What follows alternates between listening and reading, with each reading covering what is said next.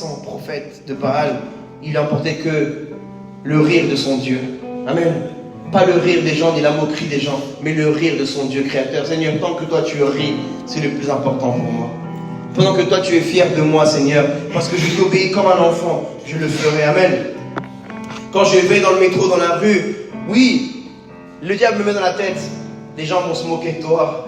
Les gens vont rire de toi. Les gens vont te rejeter, vont t'insulter. Et l'ennemi essaie de m'attaquer dans l'ego. C'est dans l'ego que l'ennemi attaque beaucoup. Dans l'orgueil. Et je dis, Satan, je m'en fous. Jésus est mort pour moi, mon Seigneur. Moi, je suis prêt à mourir pour lui aussi. Mourir, non seulement physiquement, mais intérieurement.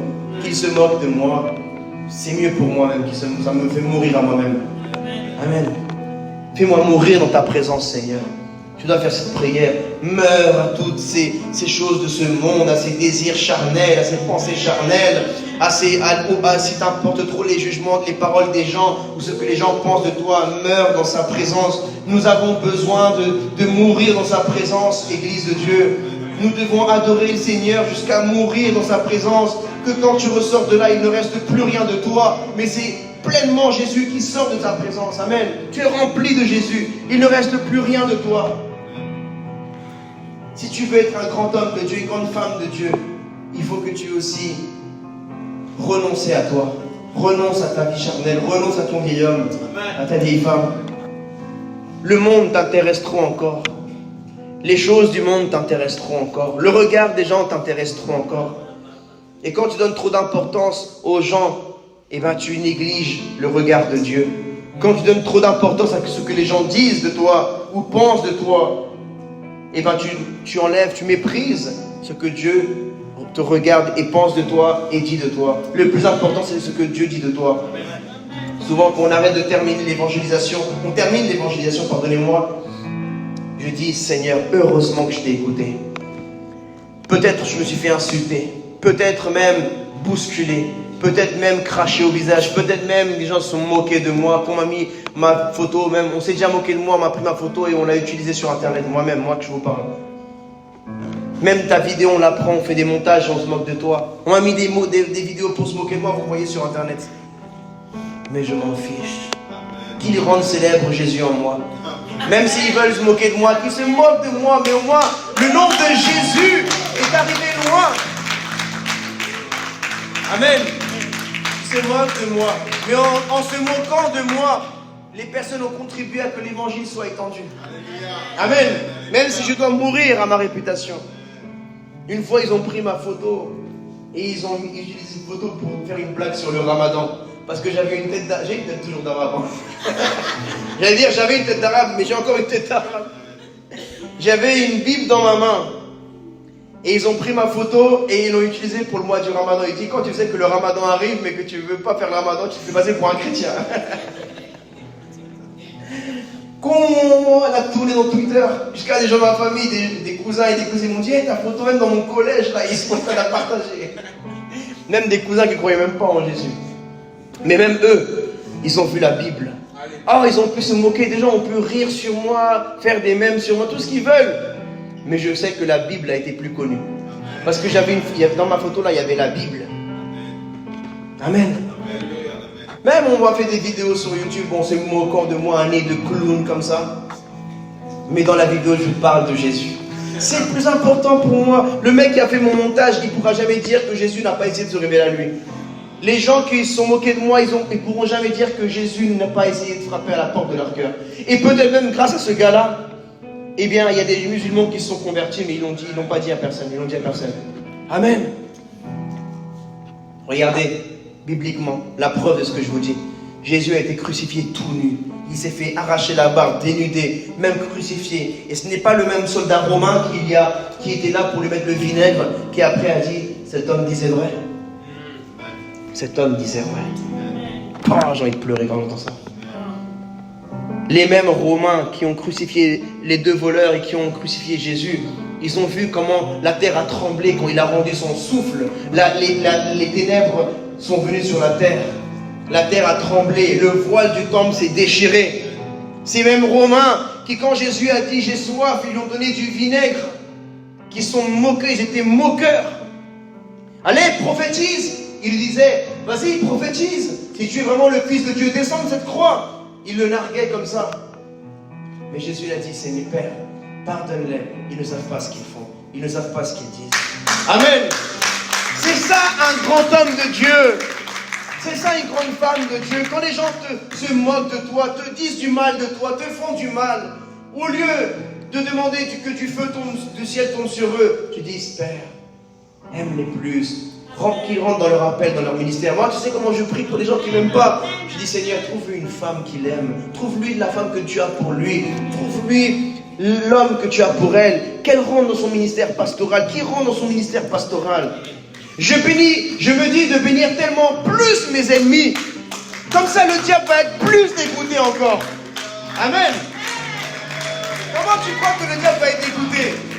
Si tu dis, Seigneur, tue-les, qui va être content dans l'histoire? Ton ego, ton orgueil et le diable. Est-ce que Dieu sera content dans l'histoire? Non, toi tu vas. J'ai demandé qu'un du feu tombe et le feu, je suis le prophète des nations. Je suis le pasteur, autorité quand je parle. Tout s'accomplit. Là, c'est ton orgueil, ton ego. Mais comme le Saint-Esprit, comment s'est senti de tout ça? Mais par contre, si les gens qui te font du mal, qui ont la haine de toi ou qui se moquent de toi, qui te jalousent, tu leur dis, Seigneur, fais-lui du bien. Fais-lui du bien cette femme. Fais-lui du bien cet homme, Seigneur. Fais qu'elle ait une rencontre avec toi. Fais qu'il expérimente le Saint-Esprit. Remplis-le.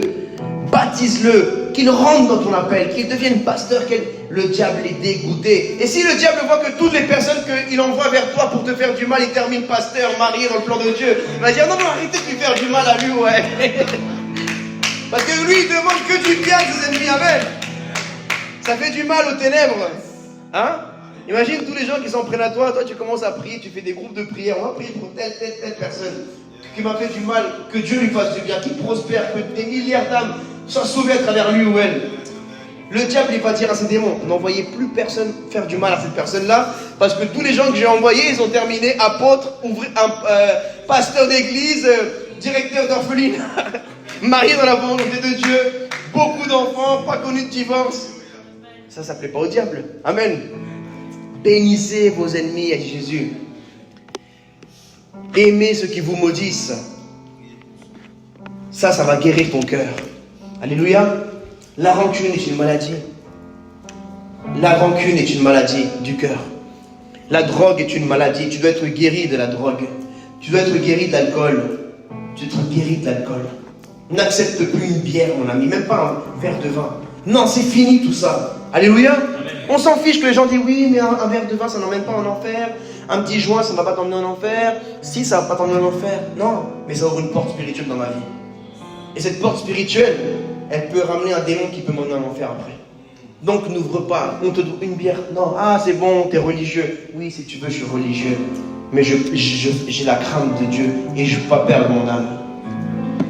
Je ne veux pas ouvrir des portes. Parce qu'ouvrir une porte spirituelle pour que des démons rentrent dans ta vie, c'est tellement facile. Mais la fermer, c'est tellement difficile.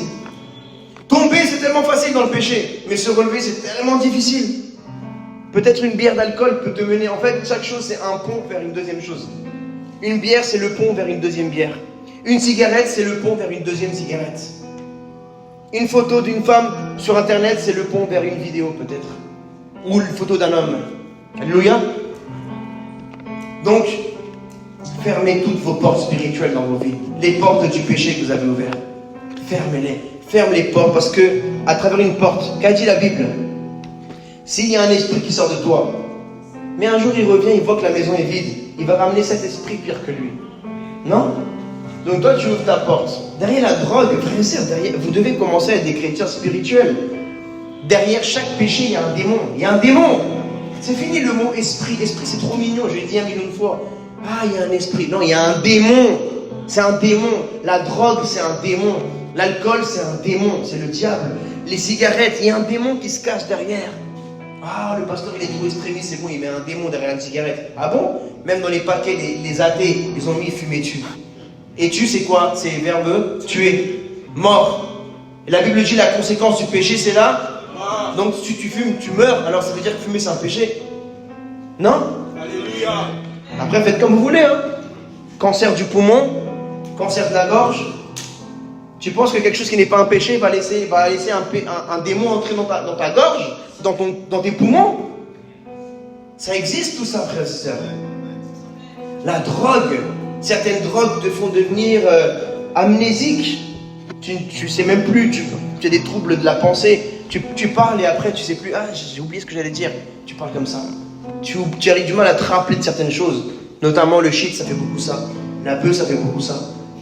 Certaines maladies te font faire des overdoses. Le sida, tu te transmets avec les piqûres dans le sang, des trucs comme ça. Tout cela, il faut faire attention, mes frères et sœurs. Il ne faut jamais pas toucher à ça. Tu dis, le diable te dit dans ta tête, ouais, mais t'as rien connu du monde, t'es chrétien depuis ton jeune âge, t'es chrétien depuis tout jeune. Vas-y, va connaître un peu le monde, au moins une fois. Mais cette seule fois que tu iras dans cet endroit, le diable peut tout préparer pour te tuer, pour te faire violer ou kidnapper même. Regardez cette jeune fille là, Siam, qui est morte. Combien d'autres ne sont pas morts? On les retrouve enterrés, brûlés, coupés en morceaux. En France, je ne vous parle même pas des autres pays du monde, pour que vous ne dites pas, ah oui, mais c'est normal, les latinos sont comme ça, ou les cartels c'est comme ça. Je vous parle de la France, le pays de Voltaire, de Charlemagne. On retrouve des gens coupés en morceaux dans la Seine de Paris, mes amis. Dans la Seine de Paris. Je ne vous parle même pas d'autres pays du monde, je vous parle de la France. Là où ils disent, non, on n'a pas besoin de Dieu, nous. Non, mais le pays où règnent les divorces, où règnent les suicides. Comment ils sont remplis, ces hôpitaux psychiatriques en France? Il y a besoin. Il y a tellement de pédophilie dans ce pays, vous ne savez même pas, vous vous imaginez même pas. Ça ne monte même pas dans votre imagination. Ils font des rituels sataniques. Mes frères et sœurs, la France a besoin de Jésus. Amen. Et Jésus est en vous, la France a besoin de vous. Amen. La France a besoin d'être guérie. Un mariage qui, au bout du divorce, c'est un mariage qui est malade. Elle a besoin d'une guérison. Un mariage où il y a de la colère, où il y a des insultes, c'est un mariage qui est malade. Il faut aller prier pour ce mariage. Tu déclares la guérison dans ce mariage. Amen. Ta vie financière est malade. Il faut prier, il faut déclarer la guérison de ta vie financière. Il faut aller à un autre niveau, que les gens nous parlent pour des fous, on s'en fiche. On vit la parole de Dieu. Alléluia. Alléluia. Tes enfants commencent à prendre un mauvais chemin. Il faut les guérir, leur âme. Parce que c'est l'âme qui s'intéresse aux choses du monde. Il faut les bénir, il faut prier pour eux. Donc, nous avons reçu l'Esprit du Seigneur, nous avons été oints par le Saint-Esprit pour annoncer la bonne nouvelle aux pauvres, pour guérir ceux qui ont le cœur brisé, pour proclamer aux captifs la délivrance et aux aveugles le recouvrement de la vue. Quand quelqu'un se repent de ses péchés, il était aveugle spirituellement, maintenant il voit spirituellement. Mais nous ne devons pas faire de la Bible qu'un livre de métaphores. La Bible parle aussi des aveugles physiques. Amen. Dans l'Ancien Testament, lorsque quelqu'un était malade, la loi le considérait impur. Cela veut dire que même la loi n'accepte pas la maladie. Alors à combien plus forte raison aujourd'hui que nous sommes sous la grâce qui est plus grande que la loi, nous devons aussi refuser la maladie dans nos vies et la considérer comme impure dans notre vie et dans la vie de n'importe qui. Non pas la personne, mais la maladie. Amen. Si le Saint-Esprit qui est pur habite en nous, alors nous refusons que toute maladie impure soit en nous, car la pureté et l'impureté ne peuvent pas demeurer ensemble. Amen. L'impureté, c'est les ténèbres. La pureté, c'est la lumière. Ils ne peuvent pas demeurer ensemble. Là où la lumière arrive, les ténèbres fuient. Alléluia. Là où la pureté arrive, la saleté, l'impureté fuit. Luc, chapitre 8, verset 1. Ensuite, Jésus allait de ville en ville et de village en village. Bronzé sur la plage, non? Ah non, mince, pas ça. Prêchant l'évangile et annonçant la bonne nouvelle du royaume de Dieu. Point.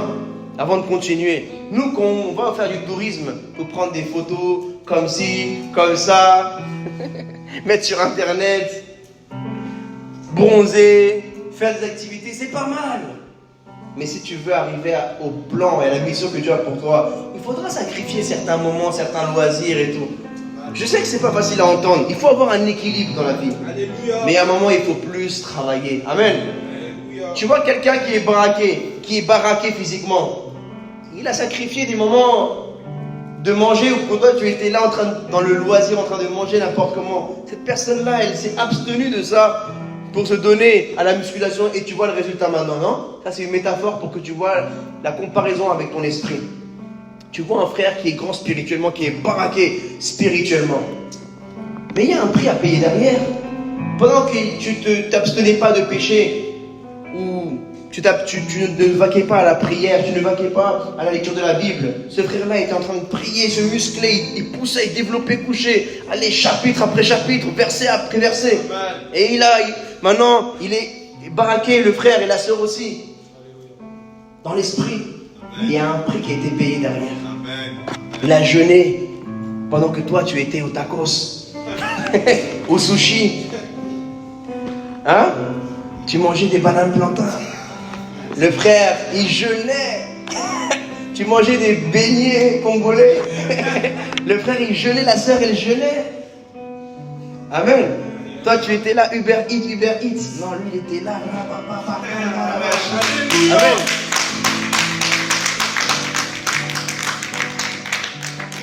Tu deviendras qui tu veux devenir. Alléluia, amen. Tu deviendras qui tu es prêt à devenir dans le sacrifice. Tu es prêt à sacrifier.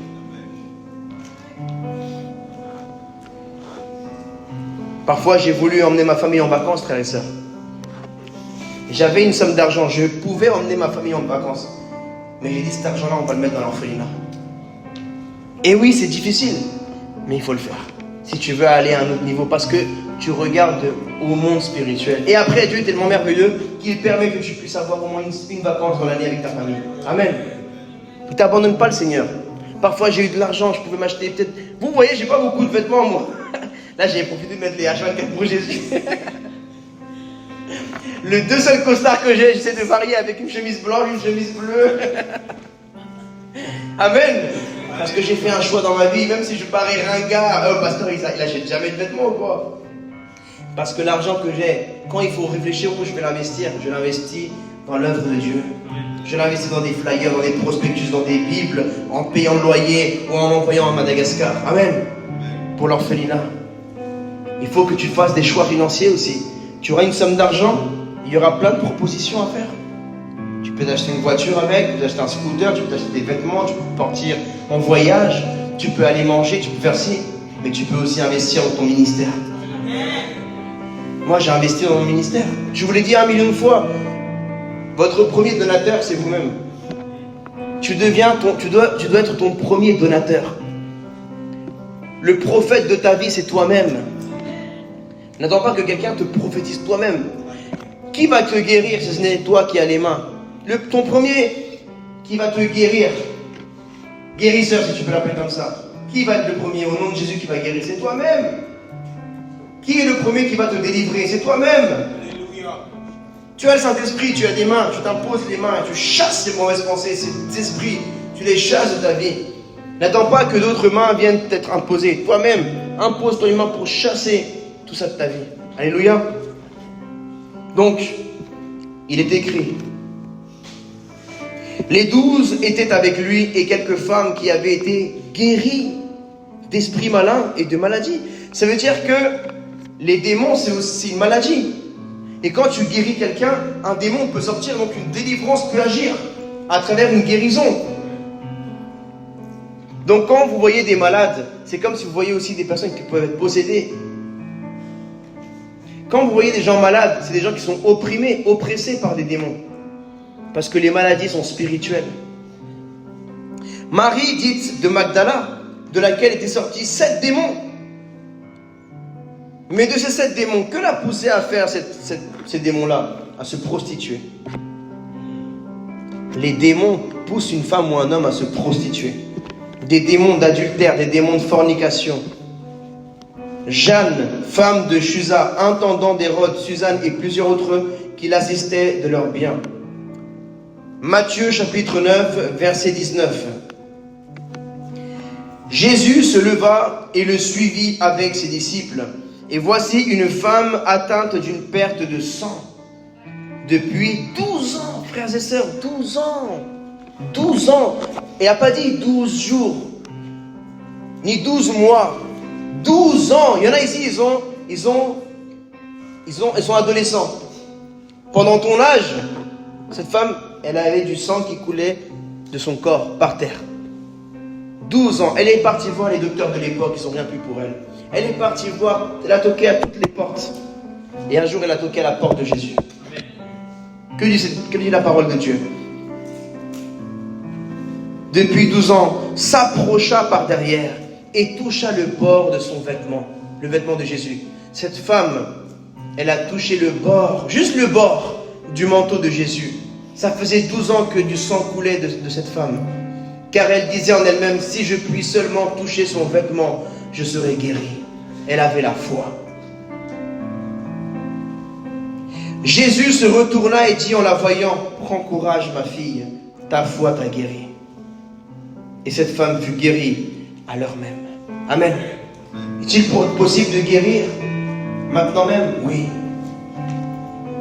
Tu peux guérir ce soir. Pas demain, ce soir.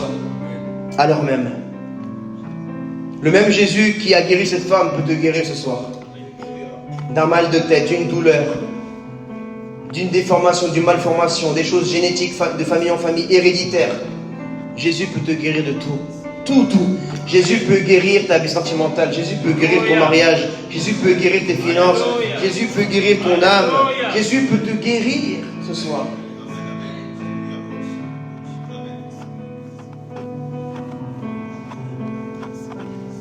Ta foi t'a guéri. Qu'est-ce qui va te guérir? Ta foi. Qu'est-ce qui peut sauver ton mariage? Ta foi. Qu'est-ce qui peut sauver tes finances? Ta foi. Qu'est-ce qui peut sauver ton corps de la maladie et de la mort? Ta foi. Qu'est-ce qui peut sauver ton ministère? Ta foi. Qu'est-ce qui peut nous sauver? C'est la foi. Le salut, c'est la guérison de l'âme, de l'esprit. Notre esprit était malade. Notre esprit était malade. La première guérison doit être la guérison de l'esprit. Maintenant, il était mort. Maintenant, Jésus, l'Esprit de Dieu, vient guérir ton esprit. Maintenant, les émotions, elles ne sont pas dans l'esprit, elles sont dans l'âme. Dans l'âme, il y a les émotions, il y a la volonté, il y a les pensées. Mais sinon, dans l'esprit, la Bible dit que nous avons tous été privés de la gloire de Dieu. Parce que la gloire de Dieu, elle est dans l'esprit, c'était le Saint-Esprit. Mais il a été quitté de Adam et Ève quand ils ont péché. Notre esprit était mort. Mais quand nous recevons le Saint-Esprit, il vient guérir notre esprit et le ressusciter. Mais je ne connais pas trop en médecine. Peut-être ici, il y a des gens qui sont dans la médecine. Mais je crois que ça s'appelle des cellules, non? Qui combattent certaines maladies, c'est ça? C'est les cellules. Hein? Merci, docteur. Mais je crois qu'il y en a qui sont morts et qu'il y a certains, peut-être comme ils appellent ça, des vaccins, des choses qui viennent mettre dans le sang pour qu'après ils puissent revenir à la vie et combattre certaines choses, n'est-ce pas? Mais le Saint-Esprit, c'est le meilleur vaccin. Alléluia. La foi, c'est le vaccin. La foi de cette femme a tellement touché et marqué les disciples que son témoignage est mentionné dans plusieurs évangiles. Ta foi, des gens voient ta maladie, des gens voient comment tu souffres. Et quand ils verront comment tu vas être dans la joie, tu vas être plus malade, ils vont dire, qu'est-ce qui t'est arrivé? Qui t'a guéri? Et ça va être un témoignage. Et des gens viendront à Jésus à travers ton témoignage. Comment tu as été guéri de cette rupture sentimentale? Comment tu as été relevé de ce deuil? Comment tu t'es relevé de ces problèmes-là que tu as traversés? C'est qui a guéri ton cœur? C'est Jésus. C'est pas des psychologues, c'est pas des psychiatres, c'est pas des médicaments, c'est Jésus. Amen. C'est Jésus qui a guéri ton cœur de n'importe quoi.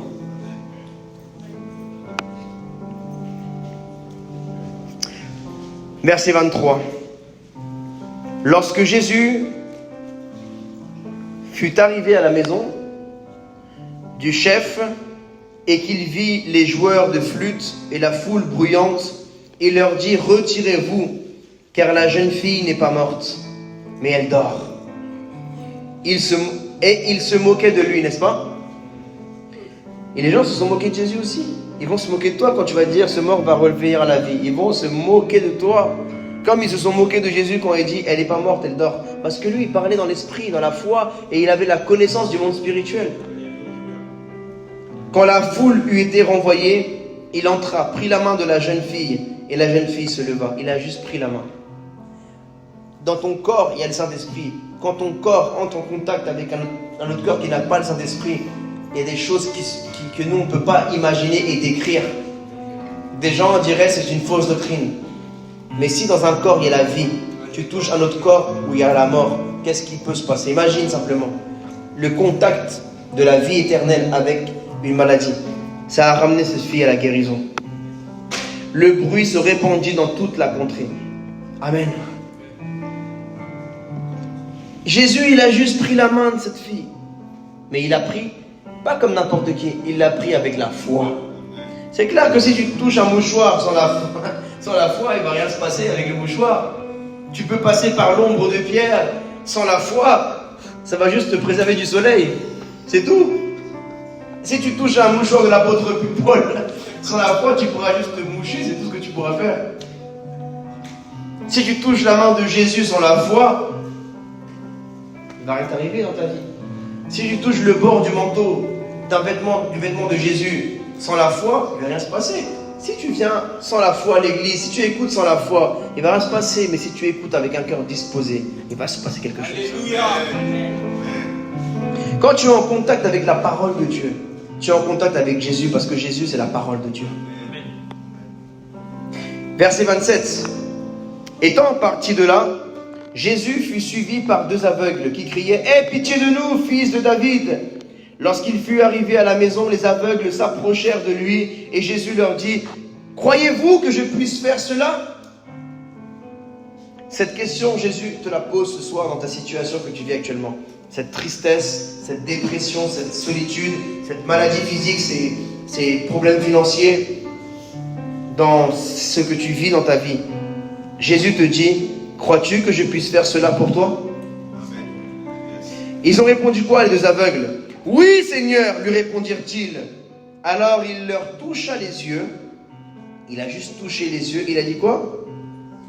En disant qu'il vous soit fait selon votre foi. Jésus touche ta vie ce soir.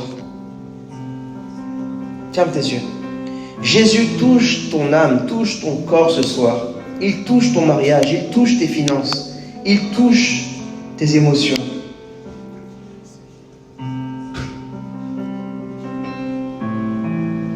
Et il dit qu'il en soit fait selon ta foi, mon enfant. Amen. Et leurs yeux s'ouvrirent. Ouvrez les yeux.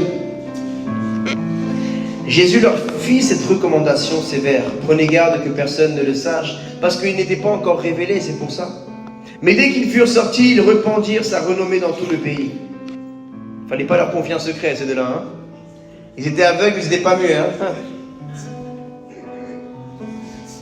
Verset 32. Comme il s'en allait, voici, on amena à Jésus un démoniaque muet. Ah, lui là, lui, tu pouvais lui confier un secret. T'es muet. Le démon ayant été chassé, le muet parla. Alléluia. Quand il y a un muet, ça te révèle même que c'est un démon. Amen. Et quand il a juste guéri cette personne, les démons qui l'empêchaient de parler pendant toute sa vie, il était chassé. Amen. Et maintenant, il pouvait prêcher l'évangile. Alléluia. Justement, mes frères et sœurs, il y a tellement de chrétiens, il y a des personnes qui sont muettes et ils voudraient avoir votre parole pour prêcher l'évangile. Mais nous qui pouvons parler, nous ne le faisons pas. Pensons à toutes ces personnes-là qui leur manquent leurs 5 sens et qu'ils voudraient avoir tes sens à toi pour pouvoir imposer leurs mains sur les malades, pour pouvoir voir, lire la Bible avec leurs yeux, entendre la parole de Dieu ou des louanges ou parler. Mais nous, avec nos sens, au lieu de faire des choses qui ont du sens spirituel, nous faisons des choses qui n'ont pas de sens. Alléluia. Avec nos sens, nous commettons le péché au lieu qu'avec nos sens, vivre dans la sainteté. Matthieu chapitre 15, verset 28. Alors Jésus lui dit, femme, ta foi est grande, qu'il te soit fait comme tu veux. Amen. Et à l'heure même, sa fille fut guérie. Amen. En fait, Jésus nous apprend par là qu'en fait, c'est comme nous voulons. Si tu veux continuer malade, ça dépend de toi. Si tu veux être guéri, ça dépend de toi. Si tu veux continuer triste, ça dépend de toi. Mais si tu veux rentrer dans la joie, ça dépend de toi. Jésus te dit ce soir, écoute, je te donne la solution, la guérison, mais c'est comme tu veux. Jésus a dit cela. Cela veut dire que il te soit fait comme tu veux. Dans ce passage, nous remarquons quelque chose d'incroyable. Ce n'est pas la foi de la fille qui a guéri la fille, mais c'est la foi de sa mère. Est-ce que quelqu'un qui n'a pas la foi peut être guéri? Même comme ça, oui. Imaginez, est-ce que quelqu'un qui n'est pas chrétien peut être guéri? Oui. Parce que la guérison et le salut, ce n'est pas quelque chose qui se mérite. Peut-être on voit des gens, des meurtriers. Peut-être Dieu peut les guérir par les prières de leur mère. Est-ce qu'ils l'ont mérité? Non. Et même toi-même, est-ce que tu mérites ta guérison parce que tu n'as tué personne? Tu ne mérites pas non plus. Nous sommes tous pécheurs. Mais la foi, ça aide plus. Mais la foi d'une mère peut guérir sa fille. La foi d'un père peut guérir son enfant aussi. Amen. Et même la foi d'un fils peut guérir sa mère. Amen. Et la foi d'une femme peut guérir son mari. Et la foi d'un mari peut guérir sa femme. La foi de Jésus à la croix a guéri l'humanité. C'est incroyable. Et la foi est contagieuse. L'incrédulité aussi est contagieuse. Là, c'est une peste, l'incrédulité. Regardez comment elle a ravagé ce pays, la France. Elle est en train de ravager ce continent. L'incrédulité, le doute, c'est une maladie qui se déploie pire que le coronavirus. Mais la foi aussi est contagieuse. Alléluia. Et elle peut vaincre l'incrédulité. Et c'est comme tu veux. Marc chapitre 3, verset 1, et je vais bientôt finir. Jésus entra de nouveau dans la synagogue. Il s'y trouvait un homme qui avait la main sèche. Il observait Jésus pour voir s'il le guérirait le jour du sabbat. C'était afin de pouvoir l'accuser. Et Jésus dit à l'homme qui avait la main sèche, « Lève-toi là au milieu. » Puis il leur dit, « Est-il permis le jour du sabbat de faire du bien ou de faire du mal, de sauver une personne ou de la tuer ?» Mais ils gardèrent le silence. Alors, promenant ses regards sur eux avec indignation et en même temps affligés de l'endurcissement de leur cœur. Waouh! Regardez une petite parenthèse, une petite révélation que le Seigneur nous apporte ce soir. Jésus promenait son regard sur eux avec indignation et en même temps avec affliction, puisqu'il était affligé de l'endurcissement du cœur. L'endurcissement du cœur des chrétiens indigne le Seigneur. Notre endurcissement de cœur et notre manque de foi, notre incrédulité afflige le Seigneur Jésus. Amen. Indigne le Seigneur. Il dit à l'homme, « Étends ta main. » Il étendit et sa main fut guérie. Point. Tu dois étendre ta main ce soir. Amen. Tu dois étendre ta main dans ta situation ce soir. Tu ne peux pas rester comme ça. Tu dois étendre ta main par la foi. Une fois, ta main spirituelle. Étends ta main vers Jésus ce soir. Et prends ce que Jésus veut te donner ce soir. Les religieux et les pharisiens sortirent et aussitôt ils se consultèrent avec les Hérodiens sur les moyens de le faire périr. Jésus se retira vers la mer avec ses disciples. Point. Que se passait-il lorsque des gens voulaient faire du mal à Jésus? Ils se retiraient. Toi aussi, lorsque tu sens attaqué, tu te retires-toi dans la présence de Dieu. Retire-toi. Mets-toi à côté et commence à chercher le Seigneur. Et il dit la Bible,